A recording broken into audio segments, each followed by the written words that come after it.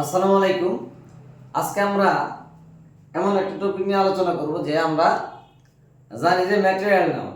আমরা জানি যে ম্যাটেরিয়াল নাউন কখন এটা কমন নাউন হিসেবে ব্যবহার করা হয় এবং অ্যাবস্ট্রাক্ট নাউন আমরা পড়েছি যে অ্যাবস্ট্রাক্ট নাউন কখন এটা কমন নাউন হিসেবে ব্যবহৃত হয়।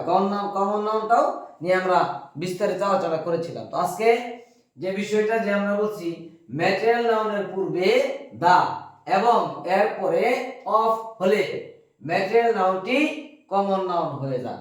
যেটা বলতেছিলাম যে ম্যাটেরিয়াল নাউনটা কখন এটা আমরা কমন নাউন হিসেবে ব্যবহার করব। ম্যাটেরিয়াল নাউনটা আমরা কমন নাউন হিসেবে কখন ব্যবহার করব? যখন ম্যাটেরিয়াল নাউন আগে দা থাকবে, অর্থাৎ the plus material noun plus of. Structure এরকম the plus material noun, the plus material noun plus of, এরকম যখন থাকবে তখন এই ম্যাটেরিয়াল নাউনটা আর ম্যাটেরিয়াল নাউন থাকবে না, তখন সেটা কমন নাউন হয়ে যাবে।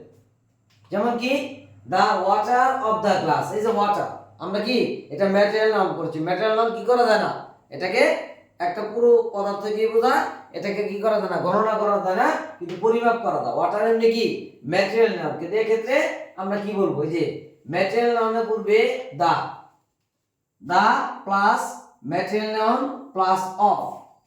এক্ষেত্রে এই ম্যাটেরিয়াল নাউনটা আর ম্যাটেরিয়াল নাউন আমরা থাকতেছে না, এটাকে আমরা ডেফিনেটলি কমন নাউন বলতে হবে। এটা কি ব্যতিক্রম, এই রুলগুলো কি ব্যতিক্রম, বিভিন্ন চাকরি পরীক্ষায়, ভার্সিটি পরীক্ষায় এগুলো আসতে পারে, আসার মতো। The water of the glass is clear. তো এক্ষেত্রে ম্যাক্সিমাম স্টুডেন্টকে বলা হয় ওয়াটারটা কি জানা মতো সে বলবে কি এটা ম্যাটেরিয়াল নাউন, কিন্তু এক্ষেত্রে এটা ম্যাটেরিয়াল নাউন নয়, এটা কি কমন নাউন, এটা কমন নাউন।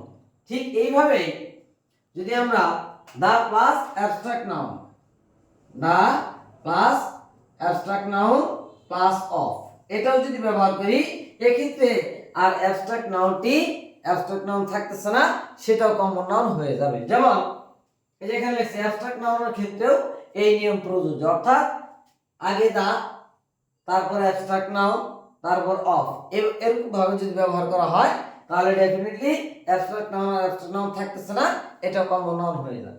এক্ষেত্রে কি দা অনেস্টি অফ দা গার্ল, এই যে দা তারপরে কি অনেস্টি অ্যাবস্ট্রাক্ট নাউন। আমরা এই যে সততা, TETY, যে সমস্ত নাউনের শেষে TETY, CY সন এগুলা থাকে, এগুলা কি অ্যাবস্ট্রাক্ট নাউন। আমরা পড়েছিলাম সততা, বাংলায় যেহেতু একারতা তয় বয় সংযুক্ত থাকে, এগুলো কি অ্যাবস্ট্রাক্ট নাউন। তাহলে দা অনেস্টি অফ দা গার্ল, এই অনেস্টি এমনি কি সততা, এটা অ্যাবস্ট্রাক্ট নাউন। কিন্তু দা তারপরে অ্যাবস্ট্রাক্ট নাউন তারপর অফ, এভাবে যদি ব্যবহার করা হয় তাহলে এই অ্যাবস্ট্রাক্ট নাউনটি আর অ্যাবস্ট্রাক্ট নাউন থাকে না, তখন সেটা কি হয়ে যায়, এটা কমন নাউনে পরিণত হয়।